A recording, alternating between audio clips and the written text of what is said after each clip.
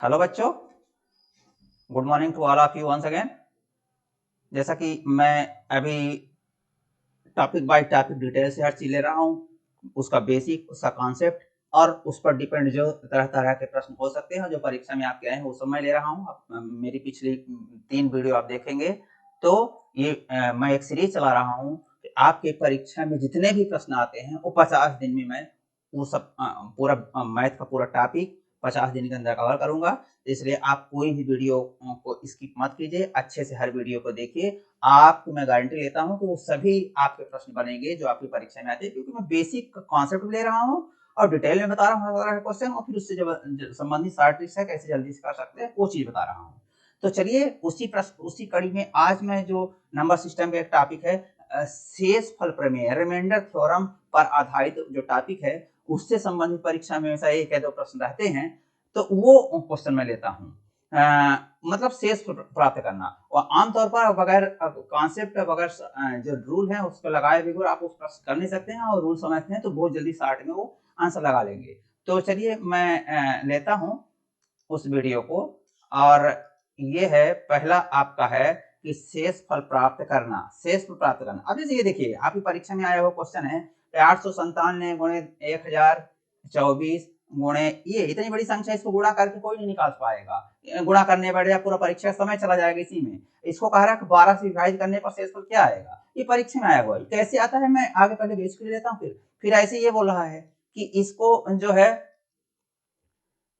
तो ये जो संख्या है ये खुद भी 127 घाते संतानवे, मतलब इसको 97 बार गुणा करेगा कोई तो पूरा 2 दिन लग जाएगा फिर भी नहीं गुणा करेगा। लेकिन ये पूछ रहा है कि 32 से विभाजित करने पर शेषफल जब संख्या नहीं मिलेगी तो फिर 32 से विभाजित कैसे करेंगे और फिर उसका शेषफल कैसे पाएंगे। लेकिन हाँ, इन सबका बेसिक कॉन्सेप्ट है और इसीलिए पूछा भी जाता है, ऐसा नहीं कि बस ये इसलिए पूछा गया कुछ पता रहता है, इनका बेसिक कॉन्सेप्ट है। तो चलिए हम बगैर कुछ देरी किए हुए चलते हैं, लेकिन यदि आप इस वीडियो को पूरा देखेंगे तभी इसका कॉन्सेप्ट क्लियर आएगा। इसलिए वीडियो को स्किप करके मत देखिए, और ये परीक्षा में हमेशा एक दो प्रश्न इस पर आते हैं, इसलिए जरा इसको अच्छे से देखिए। चलिए लेते हैं, इस संख्या को 16 से विभाजित करने पर प्राप्त शेषफल क्या होगा। ये पूरी संख्या है। अब आप इस तरह के प्रश्न यदि हैं तो पहले तो आप ध्यान रखिएगा कि एक एक संख्या इन संख्या को 16 से विभाजित करके देख लीजिए इसके शेषफल क्या आ रहे हैं, फिर इनको मल्टीप्लाई कर दीजिए, फिर देखिए कि इसके शेषफल क्या आ रहे हैं। तो जो भी शेषफल आएंगे उनका मल्टीप्लाई करने के बाद उसको फिर से 16 से विभाजित कर दिए, यदि विभाजित होते हैं जो शेषफल आएगा वही शेषफल होगा। तो चलिए इसको यदि आप 16 से पहले विभाजित करते हैं तो जरा देख लीजिए कि इसमें शेषफल क्या आएगा। तो आप जानते हैं 16 128 होता है, तो 128 हो जाएगा, तो यदि लिखेंगे तो यहाँ 4 आ जाएगा और 16 दिया 48, तो इसका शेषफल 0 हो जाएगा, इसका शेषफल डायरेक्ट 0 हो जाएगा। क्यों, देखिए ना 1328 और इसको 16 से विभाजित कर दीजिए। तो मैं आपके लिए बोल रहा हूँ, ऐसे आपको ऐसा नहीं करना, आपको डायरेक्ट ऐसा देखना है। बस शेषफल पहले निकाल लें, 16 128 हो जाएगा और यहाँ 4 आएगा, यहाँ 8 आ जाएगा, 16 3 48, ये मैं बोल रहा था कि 48 आएगा, 48 को जब फिर 16 से भाग देंगे 16 3 48, शेषफल इसमें 0 हो जाएगा। तो इसका शेषफल 0 हो गया। अब इसका शेषफल 0 हो गया तो इसका मतलब नहीं कि सबको गुणा करके आप बोल दीजिए कि इसमें शेषफल कुछ नहीं आएगा, 0 आएगा, ऐसा है कि नहीं, वो जरा हम देखते हैं।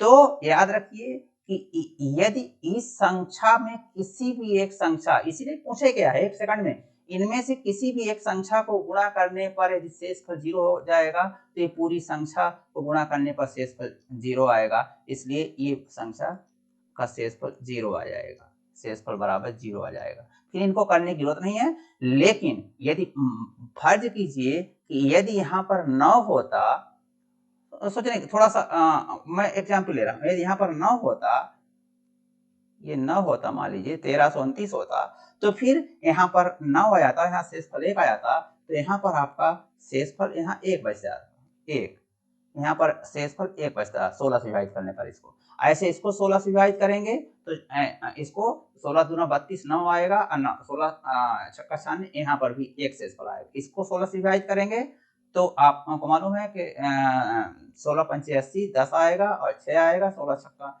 96 10 आएगा 7, 16 छक्का 96 फिर से 1 आएगा। तो इन तीनों को मल्टीप्लाई भी करेंगे तो वो शेषफल 1 आएगा। तो यहाँ से ये आपके परीक्षा में आया हुआ प्रश्न था, सॉरी ये परीक्षा में आपके आया हुआ प्रश्न है।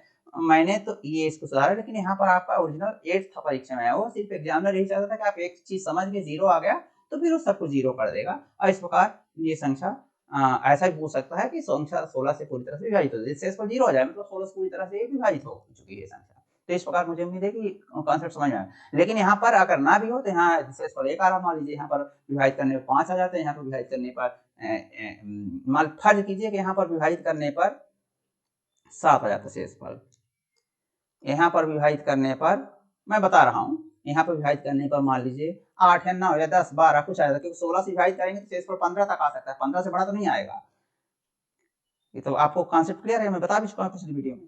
तो इस प्रकार इनको शेषफल ये आएगा। अब इन तीनों को गुणा कर दीजिए तो 12 से 84, एक कम 84। अब इस 84 को फिर गुणा करने के बाद 16 से विभाजित कर दीजिए तो शेषफल 4 आएगा।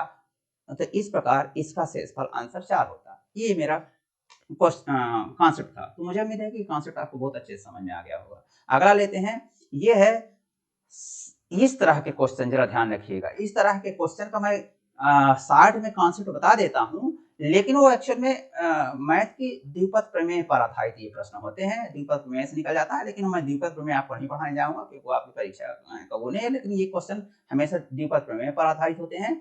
तो इस प्रकार के प्रश्नों में जरा ध्यान रखिए, ये जो संख्या लिख रहा है किससे विभाजित करना है, उतने में ये जब घात वाले प्रश्न आए, ध्यान देखिए 2 प्रकार के प्रश्न मैं बता चुका हूँ आपको। इस तरह के प्रश्न आए, ये घात वाले नहीं है, इसको 16 से विभाजित करना या 32 से विभाजित करना या 18 से विभाजित करना, कुछ भी हो तो उसको आप यहाँ बहुत बड़ी चीज संख्या नहीं पूछेगा। यहाँ पर जो है 16 20 ऐसे देगा, यहाँ पर 150 135 138 इस तरह की संख्या नहीं देगा। इसलिए नहीं देगा क्योंकि विभाजन करना पड़ता है। पर जैसे 16 से आप विभाजित किया है, तो यहाँ पर एक चीज तो ये ध्यान रखना है कि ये एक क्वेश्चन है जिसमें कोई घात नहीं है, एक दूसरे से गुणा है, पर जो विभाजित करने वाली संख्या होगी आपको 16 20 22 जो सिंपल आपका टेबल में आ जाए, आसानी से आप भाग कर सके। वो कॉन्सेप्ट जानना चाहता है, आप जानते हैं कॉन्सेप्ट नहीं, वो गुणा भाग नहीं करवाना चाह रहा है एग्जामिनर, ये है। दूसरा टाइप ऑफ क्वेश्चन जब घात हो, ये को 18 से विभाजित करने पर, लेकिन यहाँ पर 18 नहीं, यहाँ बड़ी भी संख्या आ सकती है क्योंकि इसका एक 60 रूल है, 60 ट्रिक है। वो कैसे वो बताता हूँ। तो सबसे पहली चीज ये ध्यान रखना है कि जब घात वाली हो तो द्विपद प्रमेय पर आधारित हमेशा प्रश्न होता है। लेकिन आपको द्विपद प्रमेय में नहीं बताऊंगा, मैं ये बताऊंगा कि ये 17 घाते 200, 17 की घात 200 को 18 से विभाजित करना, 1800 या 1900 उससे कुछ मतलब नहीं है। तो आपको वो बताना है कि उसका फिर विभाजित करने पर शेषफल क्या आएगा। आप जानते हैं कि 17 घाते 200 मतलब 17 का 200 बार गुणा, ये कोई ना कर देना कि 17 घाते 200 है तो मतलब 17 गुणे 200 यानी 3400 है, 3400 को 18 से, नहीं, ये गलत है आपका ये कॉन्सेप्ट। इसका मतलब होता है 17 का 200 बार गुणा। तो इस प्रकार वो बहुत बड़ी संख्या होगी, 17 गुणे 17 200 बार, तो संभव नहीं निकालना। पर इसका एक रूल है, कॉन्सेप्ट, उसके आधार पर आप कह सकते हैं कि 18 से विभाजित करने पर शेषफल क्या आएगा। तो मैं बता देता हूँ कि 17 घाते 200 यदि है तो पहले आप ये देख लीजिए कि ये 17 से विभाजित करने पर जो शेषफल आएगा, या ऐसा कह सकते हैं कि 18 माइनस 1, 18 के मल्टीपल में 1। अब इसको ऐसा ले सकते हैं, 17 को 18 माइनस 1 ले सकते हैं। और इस प्रकार आप याद रखिएगा कि इसका शेषफल सिर्फ ये अंतिम संख्या -1 है, ध्यान रखिएगा -1, ये शेषफल आएगा। अब -1 को 200 बार यदि मल्टीप्लाई करेंगे तो आपका शेषफल वो 1 ही आएगा, -1 200 बार। तो इस प्रकार इसको 18 से विभाजित करने पर शेषफल 1 आएगा। सबसे पहली चीज आपको ये ध्यान रखना है। ऐसा ही कॉन्सेप्ट बता रहा हूँ कि हर प्रकार की क्वेश्चन में लग जाएगा। लेकिन यदि आप सोचिए कि यहाँ पर 201 होता, आप जरा ध्यान रखने की जरूरत है। यदि यहाँ पर एक तो समझ में आ गया होगा, चलिए पहले इसको लिखा रहने देते हैं, ये आपकी परीक्षा में आया है तो इसको सीधा लिखा रहने देते हैं। लेकिन मैं ये बोल रहा हूं कि यदि 17 की पावर 201 होता तो फिर क्या करना तो यही है, ये बेस को 18 माइनस 1 लिखना है। 18 से विभाजित किया होता, 19 से विभाजित किया होता तो इसको हम 19 माइनस 2 लिख देते हैं, क्योंकि 17 को तो आप 17 लिखेंगे 19 माइनस 2 अगर 19 से विभाजित करने को बोल रहा होता। लेकिन 18 से विभाजित करने को बोल रहा तो 17 माइनस 1 लिखेंगे, अब 201 लिखेंगे। तो इसका जो 18 से विभाजित करने पर शेषफल आएगा ये -1 का पावर 201 इक्वल टू नहीं है, शेषफल आएगा, इक्वल नहीं है ये, इसको इस संख्या को या इस संख्या को 18 से विभाजित करेंगे तो जो शेषफल आएगा इतना। अभी जानते हैं कि -1 201 बार ये विषम बार है, इसलिए देखिए आप देखिए -1 का पावर 4 -1 गुणे -1 गुणे -1 गुणे -1 इक्वल टू 1 आएगा। लेकिन -1 घाते 5 कर दीजिए तो यही कि 5 बार हो जाएगा, माने 1 माइनस और लग जाएगा तो -1। तो -1 की घात में सम है, तो किसी भी माइनस संख्या की घात सम है तो हमेशा उसका वैल्यू पॉजिटिव में आता है, और किसी भी माइनस संख्या की घात विषम है तो उसकी वैल्यू नेगेटिव आती है। तो इसकी नेगेटिव वैल्यू -1 होगी, क्योंकि ये -1 को 2 से एक बार गुणा करेंगे तो -1 आएगा।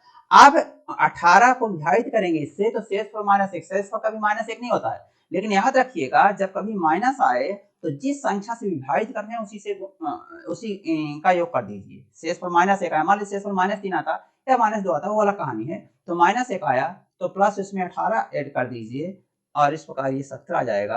तो इस केस में शेषफल 17 आएगा।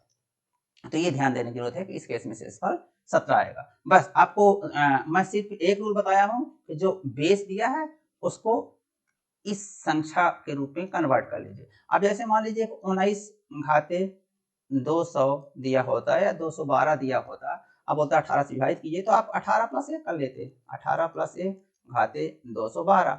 अब इसमें शेषफल 1 घाते 212 आएगा 19 से विभाजित करने पर, 18 से विभाजित करने पर 212, तो इसका तो कितनी बार गुणा करेंगे, 1 आएगा।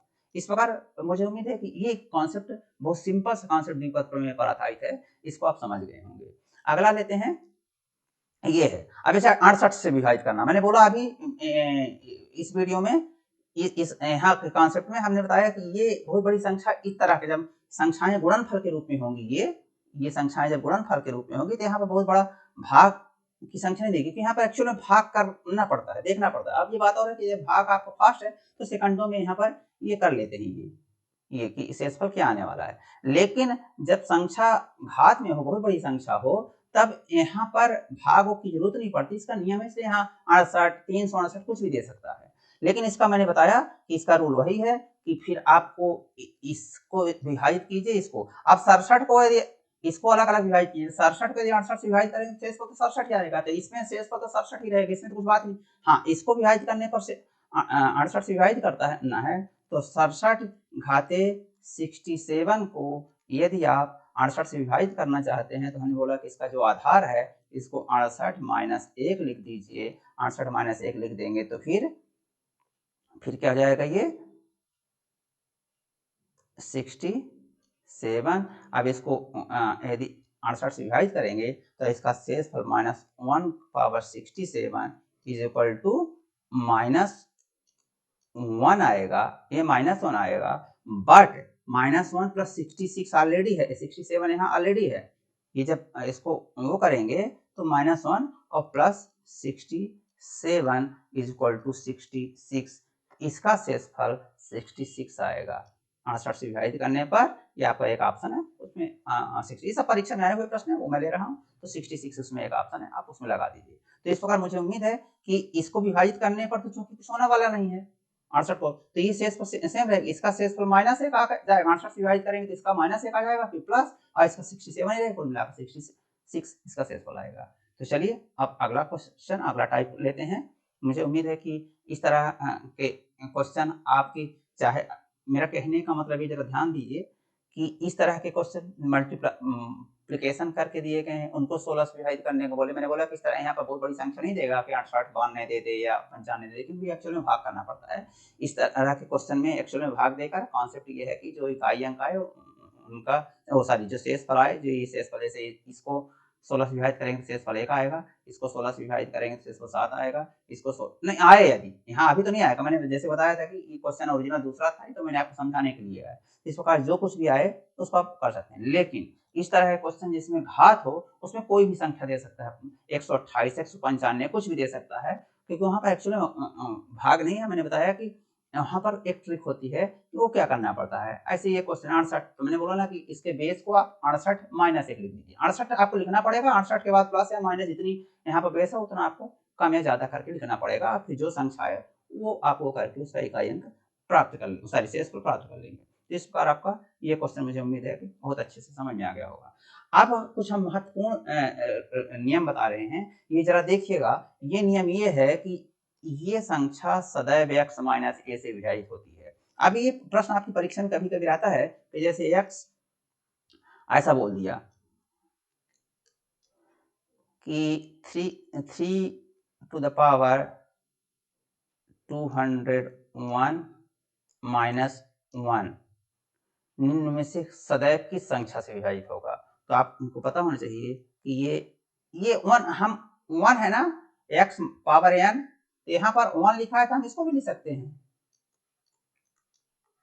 x पावर n, ये x हो गई, x कोई भी संख्या हो सकती है, a कोई भी संख्या है तो a यहाँ पर, लेकिन 1 पर लिखा है तो इसको हम 2 से 1 लिख सकते हैं, क्योंकि 1 की पावर हम कुछ भी लिख सकते हैं, 1 में चाहे जितना पावर लगाएं वो नहीं रहेगा। तो ये चीज हो गया। इस प्रकार अब आप ये बोल सकते हैं कि 3 माइनस 1 यानी x माइनस a से सदैव विभाजित होगा, यानी ये 2 से। तो ये संख्या हमेशा 2 से विभाजित होगी। आपका विकल्प रहेगा ये संख्या सदैव किससे विभाजित होगी, 2 से, 5 से, 7 से, 9 से, इस प्रकार 3 से, 2 से, 3 से, 5 से, 9 से, इस प्रकार आप बोल सकते हैं कि संख्या हमेशा 2 से विभाजित होगी, हमेशा। अब एक रूल ये ध्यान रखना चाहिए आपको, कभी-कभी सीधा ऐसे पूछ लेता है कि x पावर 2n माइनस 1 इनमें से किस संख्या से सदैव विभाजित होगी, तो वो लिखा रहेगा x माइनस 1, x प्लस 1, तो सदैव x माइनस 1 से विभाजित होगी। क्यों?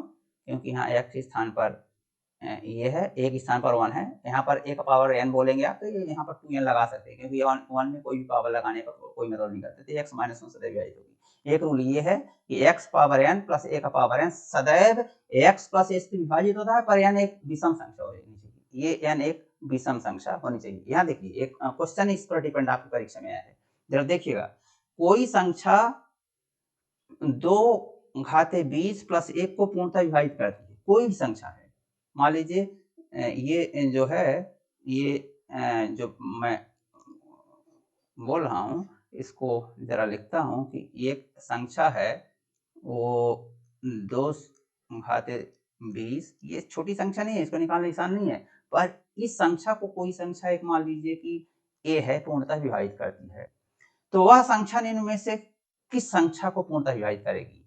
तो यही संख्या निम्न में से किस संख्या को पूर्णतः विभाजित करेगी, तो जो इसको विभाजित कर देगी वही इसको विभाजित कर देगी। पर आप जरा देखिएगा कि ये जो क्वेश्चन है ना, इस पर डिपेंड नहीं है, ये अलजेब्रा कॉन्सेप्ट यहाँ पर ज्यादा लगा है इसके बजाय, और फिर भी क्वेश्चन मैंने ले लिया इसलिए इसका आंसर बता देता हूँ। पर है ध्यान रखिए कि ये अलजेब्रा का मैं टॉपिक पढ़ाऊंगा तो इस तरह के बहुत और क्वेश्चन आएंगे। ध्यान रखिए कि आप लोगों की बुक्स में कई बार ऐसा लिखा है जो नंबर सिस्टम का क्वेश्चन है वो भी नंबर सिस्टम मिलेगा। मैं आगे वो दिखाता हूँ कुछ स्लाइड में कि वो कौन कौन से प्रकार के क्वेश्चन होते हैं, वो आगे कैसे टॉपिक होते हैं, जैसे ये अलजेब्रा पर आधारित प्रश्न है।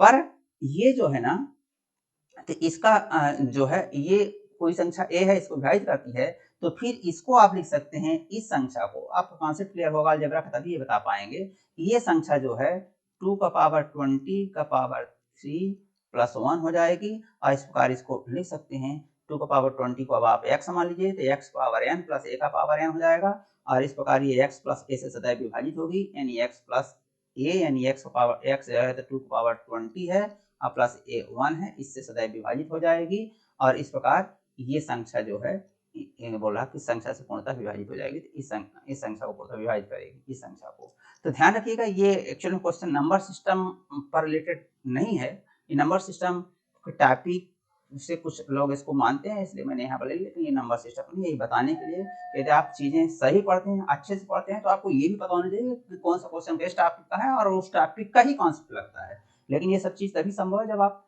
बेसिक्स और जैसे मैंने बोला कि कॉन्सेप्ट समझते हैं। मुझे उम्मीद है कि आप इस चीज को समझते होंगे और वीडियो को अच्छे से देखते होंगे। अब चलिए अगला तरह का क्वेश्चन है, ये x power n minus a power n x plus a से सदैव विभाजित होता है यदि n एक सम संख्या है। ये सब जो क्वेश्चन है ना, हम अलजेब्रा पर भी लेंगे, इन पर डिपेंड क्वेश्चन, ये नंबर सिस्टम पर इसके क्वेश्चन डिपेंड कम है, अलजेब्रा पर डिपेंड ज्यादा है, तो जब अलजेब्रा आएगा तो वहां पर भी इसको ले लेंगे। लेकिन ये क्वेश्चन जो है ये भी अलजेब्रा पर डिपेंड है, पर शेष पर चूंकि पूछ रहा है तो शेष पर टॉपिक पढ़ा है इसलिए हमने ले लिया है। हम बता देते हैं, x पावर 11 प्लस 1 को x प्लस 1 से विभाजित करने पर शेषफल क्या होगा। तो जरा देखिएगा, अभी मैंने ये लिया कि अभी मैंने लिया कि x power n plus a का power n x plus a से हमेशा विभाजित होगा यदि n एक विषम है। तो यहाँ जो पावर है ये 11 है वो विषम है और इसलिए ये संख्या हमेशा x प्लस 1 से विभाजित हो जाएगी और जब x प्लस 1 से विभाजित हो जाएगी तो शेषफल 0 हो जाएगा। इसका आंसर 0 आएगा। ये 1 सेकंड की बात है, ये जानते हैं। हमने बताया कि ये जो कॉन्सेप्ट है ये इस कॉन्सेप्ट कहाँ से आया है, ये अलजेब्रा से है। हम इसको डिटेल में अब कॉन्सेप्ट साथ अलजेब्रा में पढ़ाएंगे, लेकिन चूंकि इस पर डिपेंड उसी कॉन्सेप्ट पर पढ़ाई ये क्वेश्चन है जिसमें शेषफल पूछा है और मैं शेषफल का टॉपिक ले रहा हूँ, इसलिए मैंने यहाँ पर ये क्वेश्चन छेड़ दिया है। ये आपकी परीक्षा में आया हुआ प्रश्न है, लेकिन इसका बेटर कॉन्सेप्ट अलजेब्रा में समझ में आएगा। तो इस प्रकार ये मुझे उम्मीद है कि ये चीज आपके समझ में आ गई होगी। अब जैसे ये क्वेश्चन जो है शुद्ध इसी टॉपिक का है, अब बहुत अच्छा क्वेश्चन है।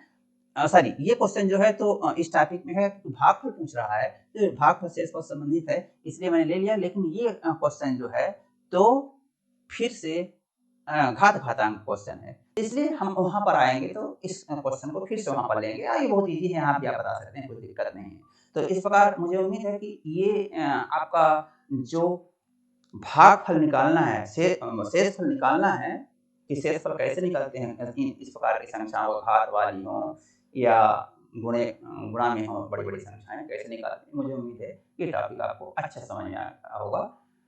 यदि ये वीडियो आपको अच्छा लगा तो लाइक कीजिए, अपने कमेंट में अपने प्रतिक्रिया व्यक्त कीजिए और आप इस वीडियो पर बने रहे। बहुत बहुत धन्यवाद। अगले वीडियो तक के लिए।